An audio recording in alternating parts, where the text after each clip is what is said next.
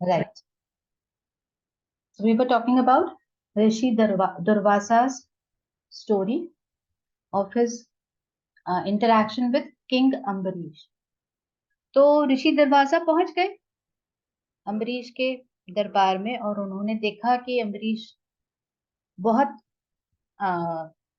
भक्ति भाव से पूजा में लगे हुए थे और उनके जो एस्ट्रोलॉजर्स थे उन्होंने कहा था कि एक मुहूर्त निकालेंगे 12 को, तब आप अपना उपास तोड़ेंगे। और उपास तोड़ने का ये नियम होता था कि वो जब तक किसी दूसरे को खाना नहीं खिलाते थे तो तब तक उपास नहीं तोड़ते। उसके पहले ये पहुंच गए तो अम्बरीश ने कहा कि आप स्नान करके आइए, फिर अब मैं उपास खोलूंगा। तो इनने कहा ठीक है। ये स्नान करने चले गए। वहां इंद्र ने कुछ ऐसा क्रिएशन किया कि ये लेट हो जाए ताकि वो मुहूर्त निकल जाए। उसका इंटेंशन क्या था कि ये विष्णु जी को खुश ना करके कुछ इस तरीके का नहीं प्राप्त कर ले कि मेरा सिंहासन डोल जाए। तो उन्होंने किसी तरीके से उनको वहां लेट किया। तो यहाँ पे इनके एस्ट्रोलॉजर्स बोले कि मुहूर्त निकला जा रहा है, आप ऐसा कीजिए तुलसी का पत्ता खा लीजिए या पानी पी लीजिए। तो पहले तो ऋषि ऋषि का इंतजार करने के लिए इन्होंने कहा कि नहीं। फिर जब आखिरी का मुहूर्त बचा था बिल्कुल, तो इन्होंने तुलसी का पत्ता खा लिया या पानी पी लिया। तो जैसे ये अपने मुंह से उनने हटाया, सामने ऋषि दुर्वासा खड़े। ऋषि दुर्वासा का गुस्सा तो बहुत तेज था, तो उन्होंने हाल के हाल खूब गुस्से में आके पूरा का पूरा वहां पे तहस नहस मचाना शुरू कर दिया और बुरी तरह से उनको अपमानित करने लगे। अम्बरीश को कोई गुस्सा नहीं है। He stood as he was, but just he called his lord and said, "Get me out of it." मुझे मेरी रक्षा करो, मतलब मुझे इस चीज से बचाओ। सुदर्शन चक्र एक्टिवेट हो गया। सुदर्शन चक्र एक्टिवेट हो गया तो उसने डिसाइड कर लिया कि आई विल डिस्ट्रॉय ऋषि दुर्वासा। ऋषि दुर्वासा के सामने जैसे ऋषि वो सुदर्शन चक्र पहुंचा, उनको डर लगा। उन्होंने इधर उधर भागना शुरू किया। पहले देवताओं के पास पहुंचे, किसी तरीके से सुदर्शन चक्र को रोको। उनने मना कर दिया कि भाई ये हमारा काम नहीं। शिव जी के पास पहुंचे। शिव जी ने कहा कि भाई विष्णु जी का चक्र है, आप उनके पास जाओ। विष्णु जी के पास पहुंचे। विष्णु जी ने कहा ये चक्र तो मैं पहले ही दे चुका। किसे? अम्बरीश को। आप तो अम्बरीश से जाके कहो, तभी ये चक्र रुकेगा। हार कर रोते पीटते ऋषि दुर्वासा अपने क्रोध के आवेग को शांत करके वापस उसी जगह पे पहुंचे जहां अम्बरीश अभी भी हाथ जोड़े खड़े थे। उन्होंने अम्बरीश से रिक्वेस्ट किया, यानी क्रोध को त्याग किया, झुकना पड़ा, अपने अहंकार को त्याग किया, तब जाके उन्होंने रिक्वेस्ट कर पाए। अम्बरीश ने तब भी बिना किसी ईगो के, उनको जैसे ही एहसास हुआ कि सुदर्शन चक्र ही काम कर रहा है, उन्होंने सुदर्शन चक्र को वापस बुलाया। यानी अगर आप ऐसी स्थिति में भी बिना अहंकार के, बिना क्रोध के अपने साथ होने वाले इंसिडेंट को पीसफुली हैंडल कर पाते हो with the grace of God, you have overcome the Shadrupu of anger. And the Shadrupu of anger can only be given up when you shed ego, when you shed ignorance, and when you are ready to accept that other person is equal to you. Right? So when it comes on the game board,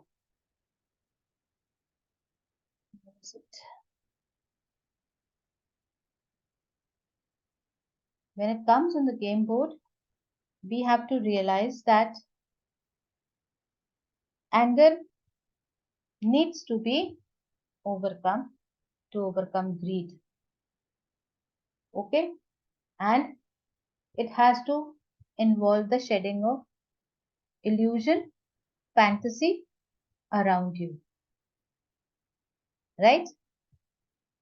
तो win win situation create करने के लिए आपको इस चीज को एहसास में रखना कि ईगो जब तक रहेगा, क्रोध रहेगा, और उससे रिलेटेड सारे छोटे छोटे इमोशंस, निंदा, चुगली, हिंसा, भय, ये सब चीजें अहंकार के साथ आती हैं।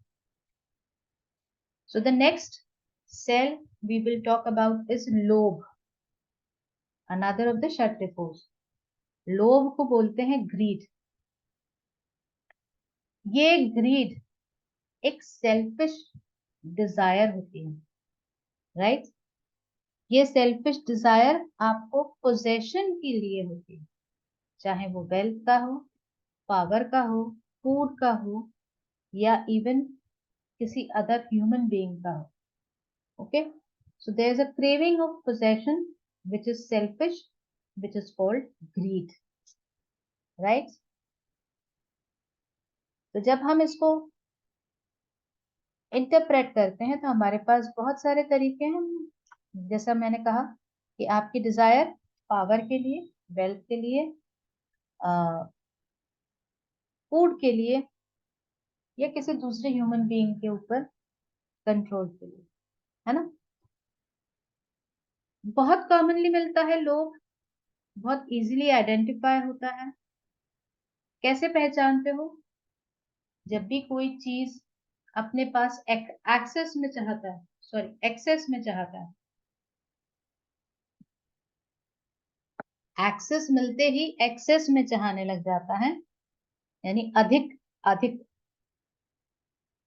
उसकी जो इच्छा होती है वो आपको शो कर देती है कि ये व्यक्ति ग्रीड में इंडल्ज हो रहा है। ग्रीड आती कहाँ से है? आपके अंदर एक वॉइड होता है, हमेशा आपको अनफुलफिल्ड फील कराता है। आपको लगता है कि अगर मेरे पास ये चीज नहीं है तो मैं कंप्लीट हूँ। तो ये अनफुलफिलमेंट की जो वॉइड होती है वो ही आपको ग्रीडी बनाता है। ओके, क्योंकि वो आपके अंदर एक इनसिक्योरिटी पैदा करता है, और सर्वाइवल के जितने भी ट्रेंड्स हैं वो सब इनसिक्योरिटी को खत्म करने के लिए, यानी ये सारे जितने भी सिक्योरिटी को लाने वाली चीजें हैं जो इन षड्रिपुओं से आती हैं, वो सारी की सारी आपके अंदर एक वॉइड के कारण आती है, एक भय के कारण, है ना। तो जब हम इस इनकम्प्लीटनेस ऑफ सेल्फ से बाहर निकलेंगे तभी हम इस ग्रीड को ओवरकम कर पाए, है ना।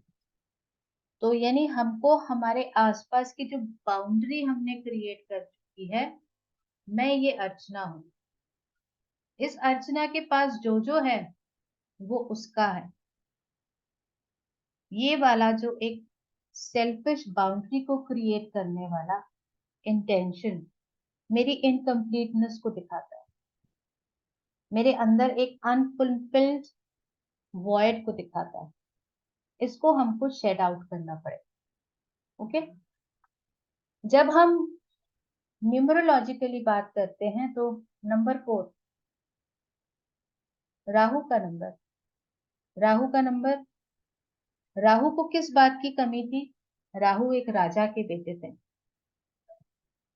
है ना, दानवों के राजा के प्रिंस थे, और अपने पिता को बहुत मानते थे, सब कुछ था, पर इनसिक्योरिटी किस बात की थी? I am not immortal like the Dewas, they will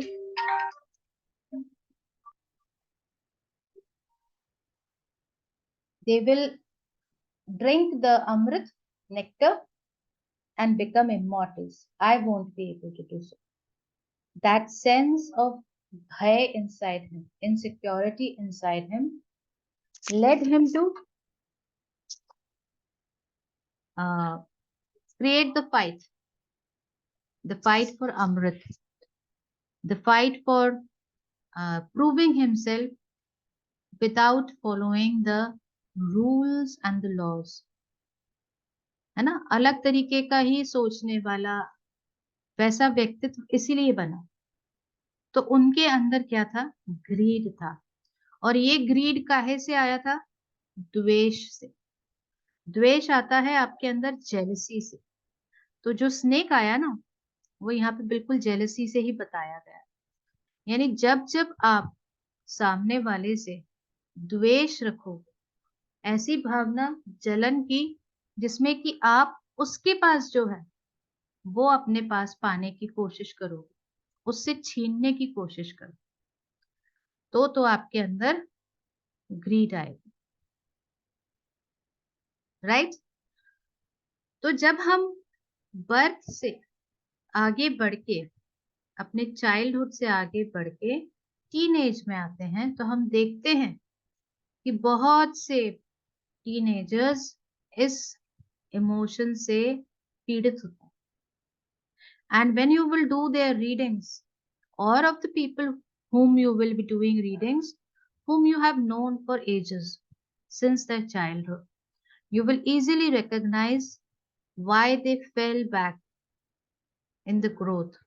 It was because of jealousy, because of envy, even though they had come out of that age.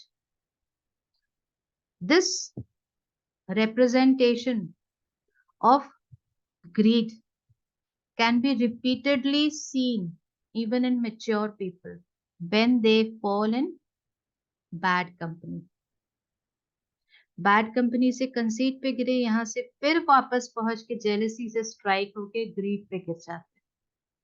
यानी ये ट्रेंड्स आपको बता रहा होता है कि आप कहाँ पे गलती कर रहे हैं, है ना। तो वहां पे एज से आगे बढ़ के मायने ये रखेगा कि हम चॉइसेस क्या लेकर आ रहे हैं अपनी जिंदगी। Right?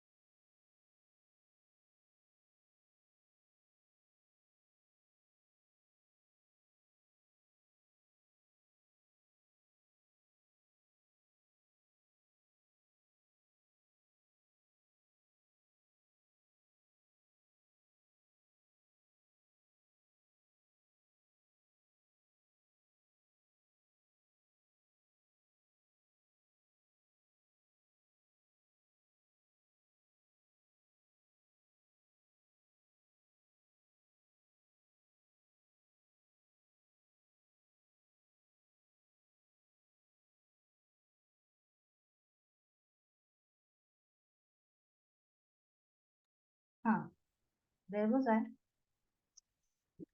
Okay, I was talking about dvesh, है ना। तो जब जब आपके अंदर द्वेष आएगा, तब तब आपके अंदर ग्रीड जन्म ले। ओके। जब हम यहाँ से आगे बढ़ के देखते हैं, तो यहाँ से सिक्स्थ सेल आपका, बोलो जल्दी बोलो। इसको गर्म करना है या सिखाना है?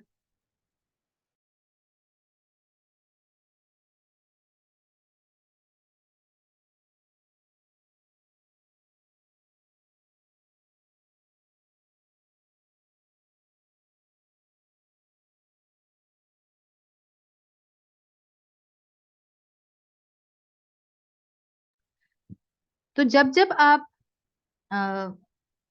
नंबर 6 का सेल देखोगे, यहाँ से ग्रीड से 1 2 3 4 5 6, तो ये जो सेंसुअल प्लेन का जो सेल है, वो आपको क्या बताता है कि वो आपको किस जगह ले जाने की कोशिश कर रही होती है। ग्रीड, ग्रीड आपको कंप्लीशन ऑफ डिजायर की तरह ले जाने की कोशिश कर रही है।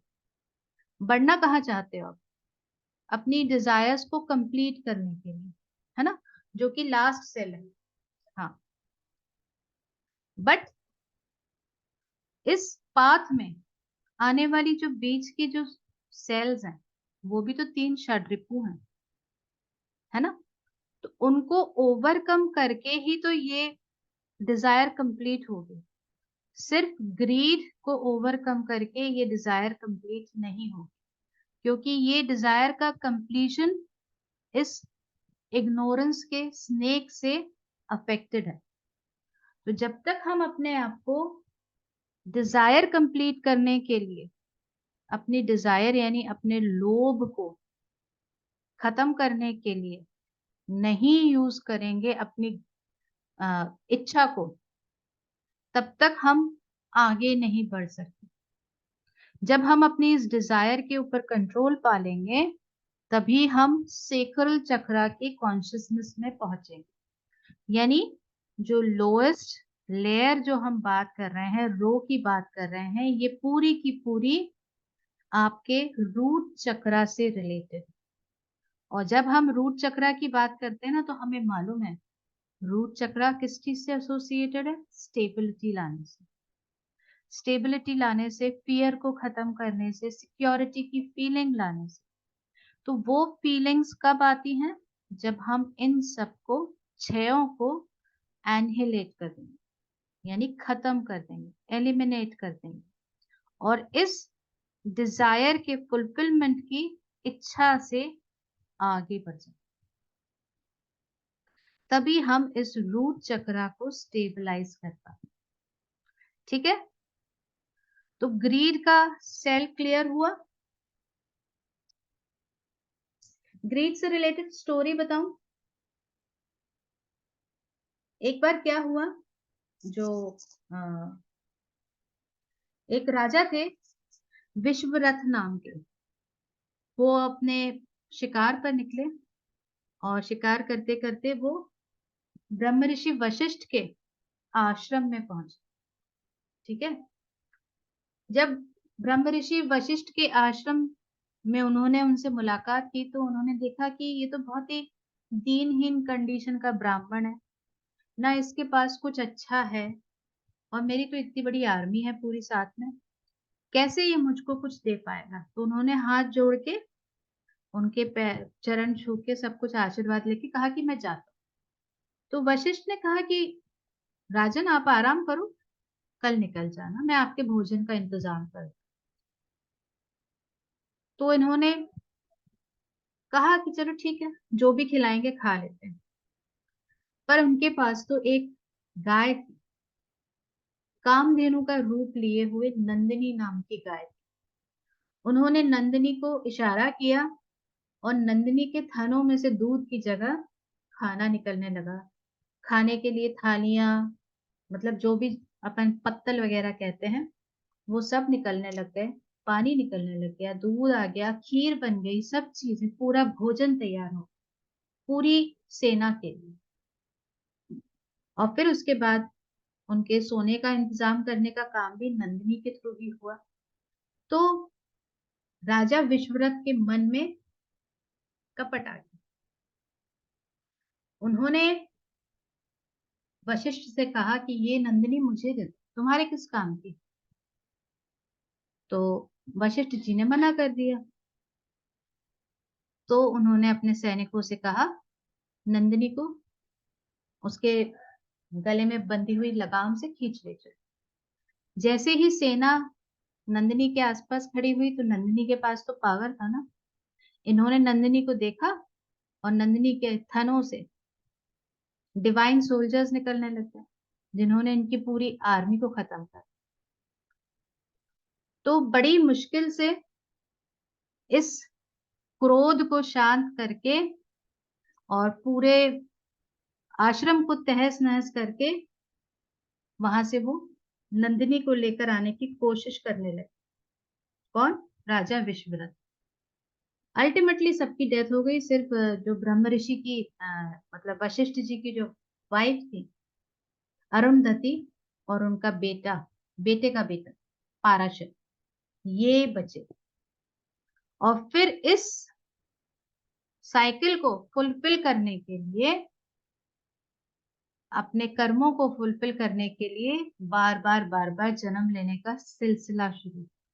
पर नंदिनी को कोई काबू नहीं कर पाया, क्योंकि डिजायर्स कभी भी फुलफिल नहीं हो सकती।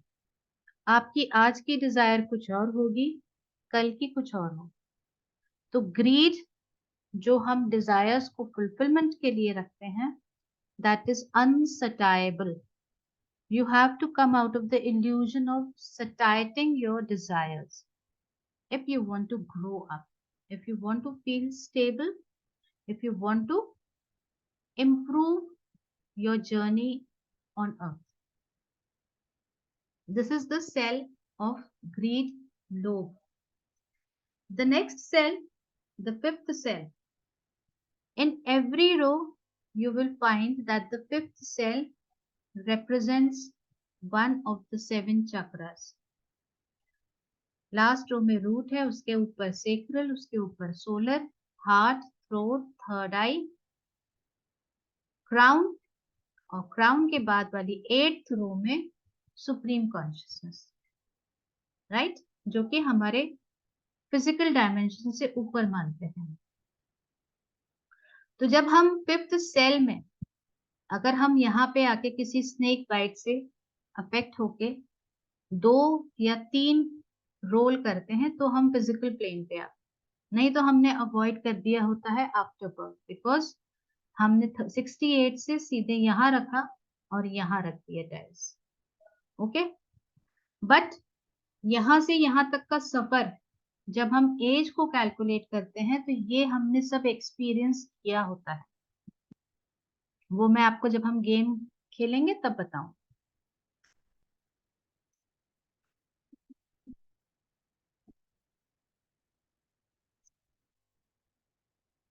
तो जब हम फिजिकल प्लेन की बात करते हैं, फिजिकल प्लेन यानी भूलोक, भूलोक यानी अर्थ, अर्थ को ही तो भू बोलते हैं, है ना। तो यानी वो लोग जहां पर मिट्टी है, जहां पर हम जन्म लेते हैं, the seed grows in the soil, right, so that is why it is called भूलोक। एंड जब हम लोक की बात करते हैं तो लोक का मतलब होता है कोई भी प्लेस, पर ये किस डायमेंशन में है ये डिफर करता है। इस तरीके से ही हमारे पास 7-8 लोक होते हैं, है ना। और अपना जो भूलोक होता है उससे नीचे के हिस्सों में हमारे पास पाताल होते हैं, जो कि 5 प्रकार के होते हैं। तो इस तरीके से अलग अलग लोक होते हैं। तो यहाँ पे जब हम भूलोक में होते हैं तो ये आपका फिजिकल प्लेन है, आपने बर्थ लिया है, उस वक्त आप भूलोक पे आए हैं। तो अभी आपके पास सबसे ज्यादा, आप अगर किसी सीड को देखते हो, गेहूं को देख लो, मटर को देख लो, चने को देख लो, आप किस चीज को एक्सपीरियंस करते हो कि उसके पास सबसे ज्यादा क्या होता है? Puja, you can't hear me? Hello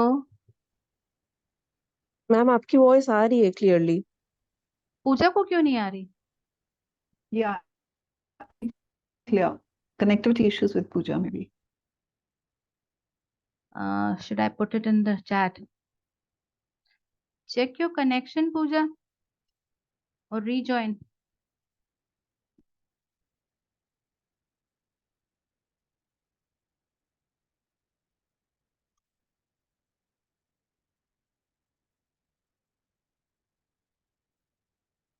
Rejoin again. ठीक है, तो जब हम सीड को देखते हैं, कोई भी बीज, तो बीज के अंदर सबसे ज्यादा क्या होता है? पूरी एक लाइफ को स्टोर करके रखता है वो, उसके पास सबसे ज्यादा एनर्जी होती है। It is the store house of energy, right. तो जब हम नंबर 5 के प्लेन पे होते हैं तो we are highly energetic, and once you reach this plane, it means that you have overcome 3 षड्रिपुस, right? तो इस प्लेन पर पहुंचने पर आपके पास काफी हद तक बहुत सारी एनर्जी होती है ताकि आप अपने आप को स्टेबलाइज कर सको, अब आ रही है आवाज पूजा? ओके। तो जब तक हम अपने आप को इस एनर्जी हाउस से एसोसिएट करते हैं with desires and seeking stability, तब तक हम एनर्जीज वेस्ट कर रहे हैं। अब जिन्होंने कुंडलिनी किया है उनको मालूम है, रूट चक्रा में ही कुंडलिनी का निवास होता है। रूट चक्रा में ही कुंडलिनी अपनापन समेट कर अपने आप को कॉइल करके बैठी रहती, because that is your power house, that is your energy. So unless and until you spend this energy in these 6 Shadripus, you are highly energetic. कुछ लोग जिनको की लगता है कि कुंडलिनी बहुत इजीली राइज हो जाती है, यानी अनकॉइल होना शुरू होती है, वो इन षड्रूपियों को एक्सेस में फुलफिल करने की कोशिश करने लग जाते और फिर वो यहाँ अटक जाते हैं। इसके ऊपर उनकी कुंडलिनी राइज नहीं, ठीक है। और फिर आपका सिर्फ इन्हीं 4 प्लेन्स में पूरा जीवन निकल जाए, इसके ऊपर तो आप पहुंच ही नहीं पाते, जबकि आपका इंटेंशन होता है थर्ड आई को खोलने का, but you can't reach that plane unless and until you conquer these 6 षड्रिपुस। ओके। पर जब हम स्टेबिलिटी की बात करते हैं या एनर्जी के एक्सपीरियंस की बात करते हैं, तो हम बात करते हैं 5 एलिमेंट्स की, है ना, क्योंकि 5 is the number of 5 elements, पंच तत्व जो कि इस पूरे शरीर को बनाते, है ना। तो जब आपके अंदर एयर, वाटर, फायर, अर्थ और ईथर, इनका बैलेंस नहीं होगा, आपके जो 5 कर्म इंद्रियां हैं, हाथ, पाव, मुंह, genitals and the other this excretory organ, anus, इनका सबका एक्शन प्रॉपर नहीं होगा जब तक आपके 5 sense organs, eyes, ears, tongue, nose and the touch sense, skin, ये सब प्रॉपर बैलेंस में नहीं होंगे, तब तक आप इन चीजों से बाहर नहीं निकल पाओ. So you have to create a balance of the all 5s here. Okay? अगर आप यहाँ इस पोजीशन पे पहुंचकर कंफ्यूजन फील कर रहे हैं, अगर आप डिस्ट्रैक्टेड फील कर रहे हैं, अगर आप डिसकनेक्टेड फील कर रहे हैं, तो यानी आपका रूट चक्रा ब्लॉक्ड है, आप बैलेंस में नहीं है. तो जब इस प्लेन पर आने की बात करते हैं हम, और आप देखते हैं कि व्यक्ति में बहुत ज्यादा गुस्सा है, तो यानी उसने इसको ओवरकम नहीं किया, आगे बढ़ेगा, वापस यहीं आके गिरेगा. अगर उसके अंदर बहुत ज्यादा अनफुलफिल्ड फील करने की टेंडेंसी है, यानी पोजेसिव है बहुत ज्यादा, तो भी वो वापस यहीं आके गिरेगा, है ना, यानी वो माया से अफेक्ट हो जाए. तो जब हम अपने इस रूट चक्रा को बैलेंस करने की बात करते हैं ना, सबसे पहले हम बात करते हैं कि अपनी एनर्जीज का फ्लो डाउनवर्ड मत होने दो, अपवर्ड करो, है ना. जब हम एनर्जीज की बात करेंगे ना, तो हम बात करेंगे अपान वायु, व्यान वायु, प्राण वायु, इन सब की. तो यानी जब हम एलिमिनेशन को, लेट गो को इजी कर देंगे, तो ही हम होल्डिंग बैक का पावर रख पाए. अगर हम लेट गो को डिफिकल्ट बनाएंगे, अगर हम फॉरगिवनेस, लेट गो, ग्रैटिट्यूड, इन सब चीजों को जिंदगी में जगह नहीं देंगे, कंपैशन को जगह नहीं देंगे, तो हमारा अपवर्ड मूवमेंट नहीं होगा, डाउनवर्ड मूवमेंट ही होगा, क्योंकि वो वजन क्रिएट करे। ओके, तो जब हम रूट चक्र को बैलेंस करने की बात करते हैं तो सिर्फ हम इन 6 षड्रूपों पर कंट्रोल पाने की बात कर रहे हैं। तो आज से जब आप किसी का रूट चक्र ब्लॉक देखोगे, आप उसका कंसल्टेशन चक्रा लेवल पे करोगे, उसको क्या रिलीफ मिल सकती है, उसके इन 6 में से कौन सा षड्रूपों में से कौन सा इमोशन बहुत ज्यादा इम्बैलेंस्ड है, उसके एलिमेंट की रेमेडी आप उसको दो। Getting me? Suppose when you do a reading for someone, and when we are doing for an instant reading, I am talking about, you land over here. It means that this needs balance. This person needs to overcome these 6. Talk to the person, consult easily and in a free flow way. Okay? Get the stories out, understand the person, balance that element, balance that action, balance that karmendriya. Okay, only then you will help the person grow forward, right? जब हम भूलोक की बात करते हैं ना, तो भूलोक में सबसे ज्यादा इम्पोर्टेंट कॉन्सेप्ट हमारे लिए हो जाता है धर्म का और कर्म का, है ना? क्योंकि आप जब तक अच्छे कर्म करोगे तभी तक आप अपने स्टेजेस को क्रॉस कर पाओगे। आप धर्म को फॉलो करोगे तभी तक आप आगे बढ़ पाओ, है ना? नहीं तो आप उसी माया के उसमें कब्जे में बने बने वही रीबर्थ की साइकिल्स को बार बार रिपीट करो। तो कर्म अच्छे करो, धर्म के पाथ पर चलो, और धीरे धीरे आप पाओगे कि आपके जन्म के हाल बाद का जो स्टेट था, जो आपने 12 साल की उम्र में अचीव कर लिया था, वो डिल्यूजन का था। अगर आप बाद में किसी तरीके से इन 4 सेल्स में आके गिरे हो, तो यानी आपको ये डिल्यूजन के सेल तक पहुंचने की जरूरत है अभी, राइट? तो अब डिल्यूजन के सेल की बात करें। डिल्यूजन, मेरे वाले बोर्ड में डिल्यूजन लिखा है, इसको हिंदी में हम कहते हैं मोह, अटैचमेंट। ओके, ये अटैचमेंट हमारे लिए किसी विशेष चीज या व्यक्ति के प्रति होता है। पोजेशन एक स्पेसिफिक थिंग, ऑब्जेक्ट या पर्सन के लिए। ओके, तो चाहे वो रियल हो या अनरियल हो, ये हमारे लिए मैटर नहीं करता, हम इनफैचुएटेड होते हैं।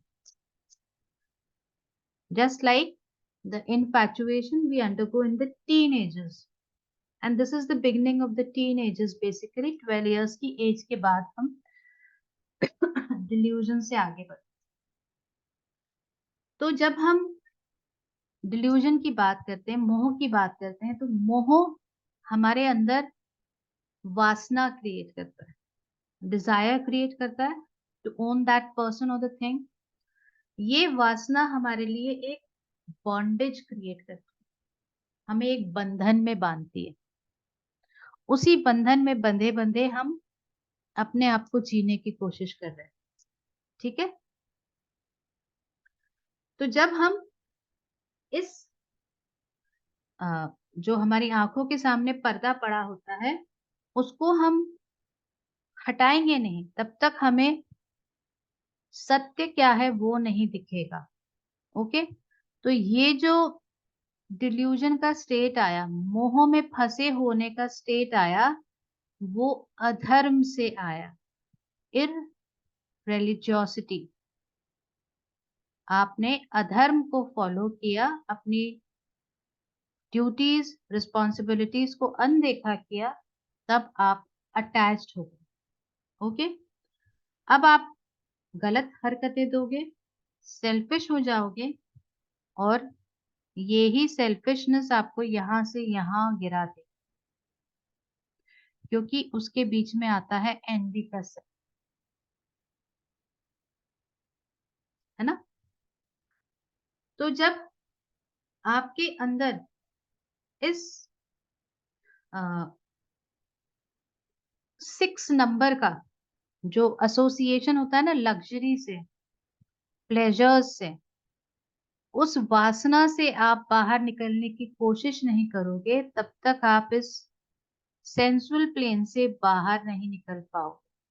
जब आप यहां से देखोगे ना, तो 6 नंबर का सेल एंटरटेनमेंट का है, और 6 थ्रो करने पे आप लैंड करते हो एनवी पर।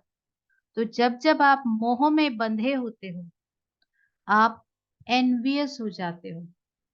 जब जब आप मोह को जगह दे रहे होते हो, आप अपनी जिंदगी में एंटरटेनमेंट को जगह दे रहे हो, प्लेजर सीकिंग एटीट्यूड को जगह दे रहे हो, है ना। जब हम डिल्यूजन के आसपास के सेल्स की बात करते हैं, तो यहाँ पे जो सेल्स हैं, ये दोनों तो आपके चक्रा के बैलेंसिंग की जरूरत को इंडिकेट कर रहा है। ये दोनों आपके षड्रिपुओं से एसोसिएटेड। ये जो नलिटी है ना, नलिटी का मतलब होता है अंतरिक्ष। अंतरिक्ष यानी स्पेस। मैंने मेरे आसपास जो ऑरा है ना, उसको मैंने अपनी स्पेस मान रखा है। इस स्पेस को मैं बहुत पर्सनलाइज करूं, तुम मुझे इतनी दूर से भी नहीं छू सकते, यानी मैंने उसके और अपने बीच में एक स्पेस क्रिएट की हुई है ना। वो अंतरिक्ष ही होती है, वो नलिटी ही होती है। और ये नलिटी कब आती है? जब आपका इंटेलेक्ट नेगेटिव होता है। ओके, यानी जब आप गलत तरीके से सोच रहे होते हो, तो आपने अपनी बाउंड्री को एक्सटेंड करके उसमें एक स्पेस क्रिएट किया होता है कि ये मेरा है। ये डिल्यूजन होता है। तो nullity is associated with delusion. अंतरिक्ष को क्रिएट करना, एक सेल्फिश जोन में रहना, talks completely about delusion. Okay,